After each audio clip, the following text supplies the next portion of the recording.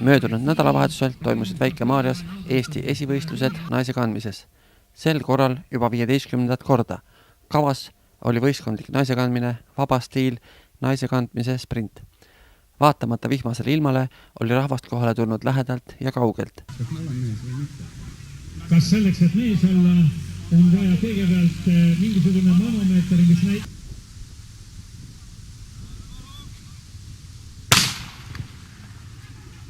Number 23 siis Henri Manninen, Merilin Reisenbuk Väike-Maarjast, Jaanus Raamat, Irina Sefko. Natukese kaua naudivad basseini mõnusid. Kui soe seal vesi võib praegu olla huvitav? Soe kindlasti, no muidugi, pluss kraadid. Saime teada, et naise kandmist harrastati juba 18. sajandil. Need väga pikkade juurtega üritused ja see juba ulatub 18. sajandi lõppu, kus siis korraldas üks röövlipealik selliseid võistlusi, et röövlipandesse muidu ei pääsenud, kui pidid naaberkülast naise ära varastama. Et loomulikult Väike-Maarja vald ei sunni inimesi naisi varastama. See on minu perekond ja tuleme Viljandist. Võtame osa sellest võistlusest juba 15. kord. Ega me nüüd erilised sportlased ei ole sellel alal, aga mõnus on siia tulla ja olla. Ma tea, mul on väga hea meel, et mul ema isa niimoodi käivad ja mul on hea meel tunda, et nad on algusest peale käinud ja nad ei ole ühtegi korda vahele jätnud ja käivad edasi ja kogu aeg on tublid. No minut tuleb muidugi täis, alla minuti ei jõua, sest nüüd näete, kui raskeks läheb, jalg läheb. No 400 meetrit joostad, uskuge, isegi rängas apniku võlas on palju kergem. Ja nüüd täpselt, kui sa seal saepurus komistad, siis läheb sinna ka veel aega. Ja nüüd ei ole päral, no ei ole päral. Naine peab nüüd meest ka veel natukese tassima ja... No, siin Väike-Maarjas on käidud palju aastaid järjest vaatamas seda naisekandmisvõistlust ja need ettepanekud siin täna, mis kõlasid, et viia see naisekandmisvõistlus ka Brüsselisse, ütleme nii, et need ettepanekuid tasub kaaluda. Aga vaadake, nüüd te näete uue naisekandmise stiili sündi. Vihmavari ei maha, no nüüd ei ole enam midagi teha. Kui võistlus nurja läheb, siis on vaie süüdi. Mis ta jätab vihmavarju maha? Aga muidugi mõlemad on väga huvitavas stiilis, näete, annab ikka veel midagi välja mõelda, no Janno ja Anu on muidugi varemgi nii tulnud, aga... Meie Valduriga siis otsustasime ka täna tulla siia.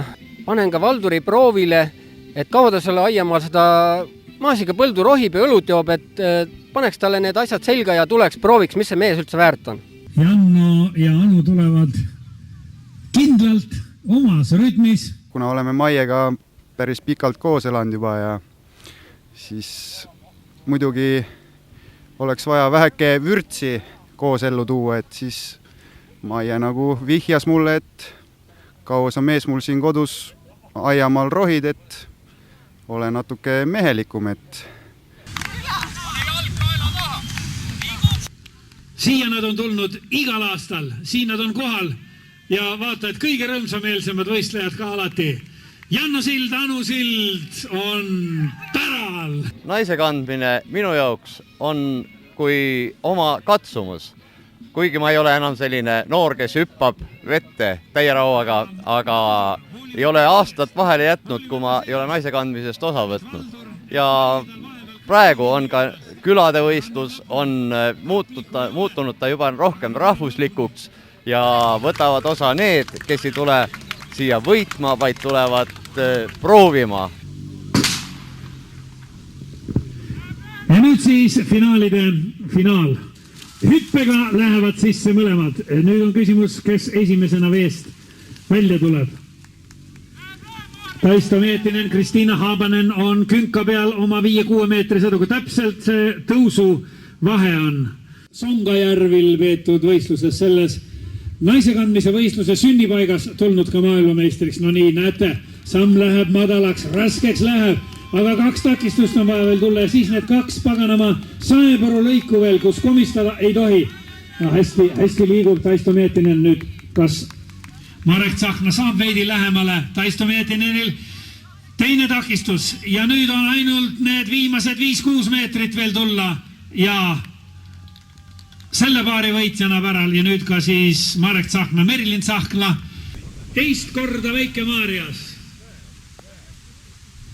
Kolmekordsed maailmameistrid Taisto Mietinen, Kristiina Haabanen. Nüüd on nad siis kahekordsed Eesti naisekandmise esivõistluse võitjad. Nii nagu 2010. aastal, nii ka siis nüüd 2012. Ja täna läbisid nad selle klassikalise naisekandmise võistluse distantsi ajaga 1:01.82 ehk siis 3,2 sekundiga edestasid nad Tsahknaid. Medalid, diplomid traditsiooniliselt nii nagu ikka. Korraks saavad võitjad ka ühel tasemel olla teise koha omanikega.